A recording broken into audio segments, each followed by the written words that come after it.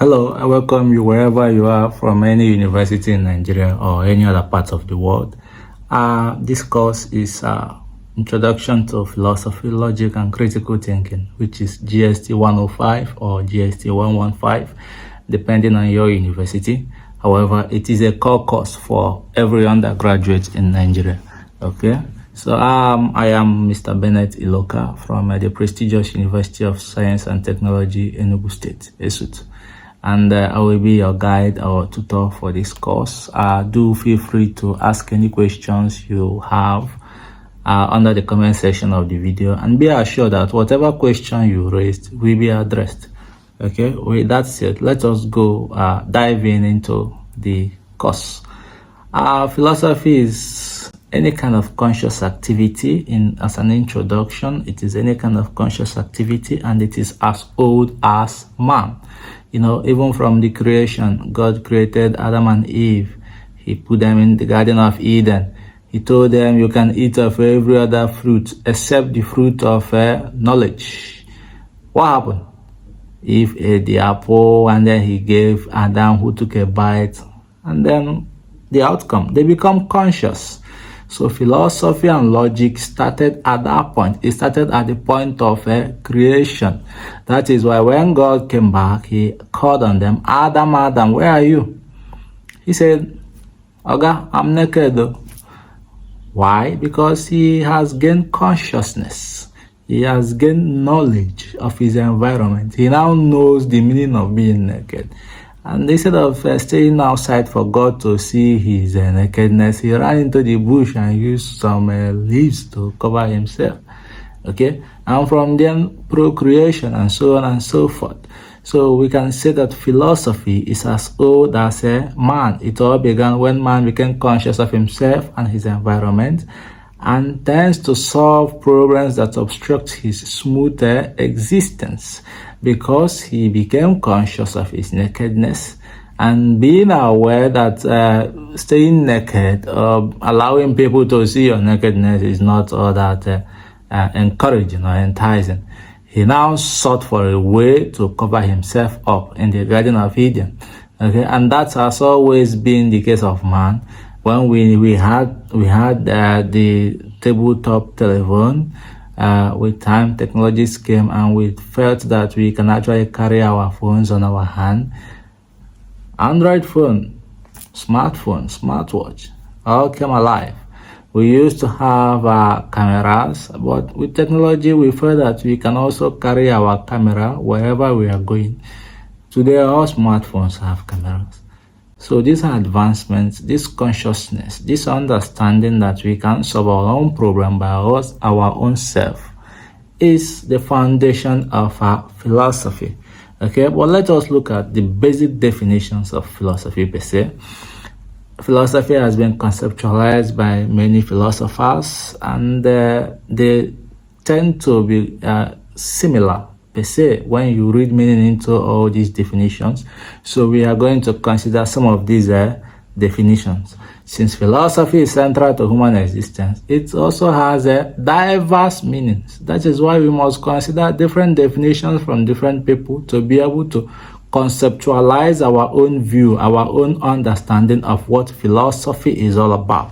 Okay, in the popular sense, it is attitude towards activities. Okay, maybe your philosophy of business could be to survive at all costs, even if it includes indulging yourself in illegal acts. Or your philosophy of business could be to conduct your business affair in line with your religious preachings, to do fair, clean business, even if it means that you fail. Okay, it is our attitude towards activities. It's our attitude towards our daily life activities. A good example is our former president, His Excellency Goodluck Ebele Jonathan, who had the philosophy of politics that no Nigerian blood is worth his political ambition.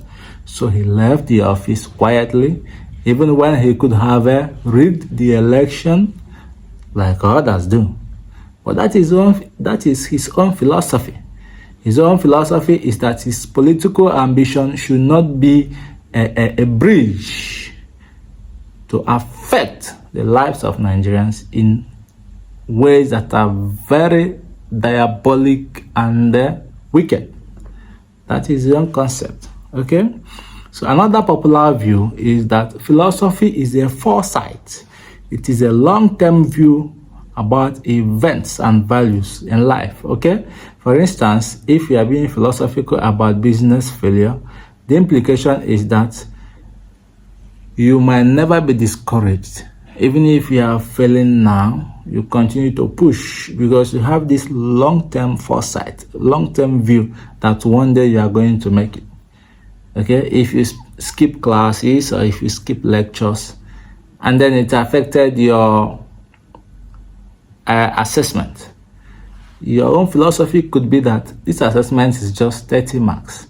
I still have 70 marks to fight for in the examination. Therefore, you push, you continue reading, you continue preparing, and at the end of the day, you tend to see people that didn't do well in the in-course assessment doing wonderful in the examination because they had this mindset, they have this foresight, they had this philosophy that poor performance in in-course assessment is not a definitive outcome as it relates to the overall grade that you are going to get from that course. So even if you don't do well in in-course, you can read your books and then project yourself to do better in the examination. That is their own philosophy. Okay? Philosophy is also viewed as a complex and abstract intellectual activity. In this case, it is considered an ideal man's activity that has no practical use in life, just like a dream, daydreaming. Some people consider philosophy to be like daydreaming. That although you have this concept of business that you are going to be successful irrespective of how many times you fail, you could still not succeed. Are you getting the point? You could continue failing until you die. So people tend to consider it as an abstract intellectual activity. It doesn't actually affect the real events in your life. That the real events in your life are a product of your input. If you put more effort, you get more. If you put less effort, you get less. Irrespective of your philosophical stand, irrespective of your philosophical view. Are you getting the point? Okay? So, however, in the academic or strict sense, philosophy is considered rational, critical thinking, making use of your sense, knowing when to do something and the thing to do at a particular time. You rationally reason. If you have an issue that is facing you, if you have a product that you want to promote in the market, you sit down and draw a plan. That is in the critical sense. That is what it's supposed to be. So you have the philosophy that you will continue to go for your business until you succeed. Yes, you have to sit down to analyze your business, understand the factors that are limiting your sustenance, understand the factors that are inhibiting your overall survival in the market. Is it the price of your product? Is it the location where your business is situated? What are those factors? You highlight them, then you eliminate them one by one. If it's price, you try to adjust your pricing. If it's the location, you try to reintroduce yourself in a place where people that need your product or service are actually staying. Okay, so that is what philosophy is. It is not just about having the foresight. It is about being able to plan and implement your plan so that the foresight you have will become a reality. Are you getting the point? Okay, so it is an intellectual activity based on man's natural reasoning. So we have a case of Andrew Tate. He is of the view that the society should be more masculine because men engage in tougher activities than women, this and that. It is a counter view on the side of feminism that are fighting for equality, gender equality in workplace, in pay, and so on and so forth. These are their natural reasoning, what they feel should be done. But then you have to understand that in the strict sense, it doesn't end there. If you feel that this is what should be done, what is the plan? How should it be implemented? So philosophy extends beyond your natural reasoning, beyond the things you feel, beyond your own concept, to actual implementation of that reasoning. It is when the reasoning is implemented that you can say that your philosophical view has become what? A reality. But be it as it may, philosophy is all about dealing with questions and an attempt to solve problems that are affecting humanity, affecting our existence. Today we are at the age of artificial intelligence, where we can just get all activities done with the click of the button. If you want to write an essay, you can use ChatGPT. Type in your topic and it will produce the essay for you. These are the concepts.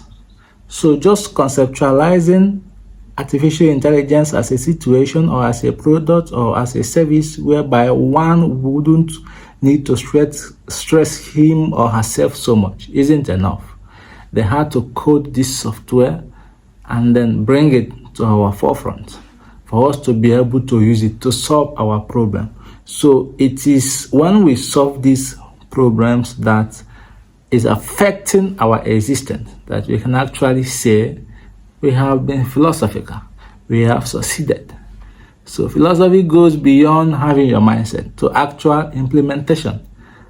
And that ends our lecture for today. We have been able to introduce philosophy, define it and conceptualize it in different ways, and then also look at it from the strict or academic sense.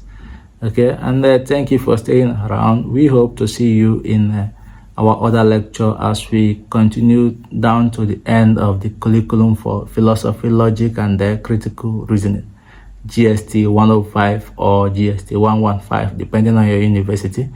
Don't forget to like and share. If you have any question, just comment at the comment section, and do be assured that all questions that are raised will be answered. Okay, thank you once more, and we hope to see you in our next video.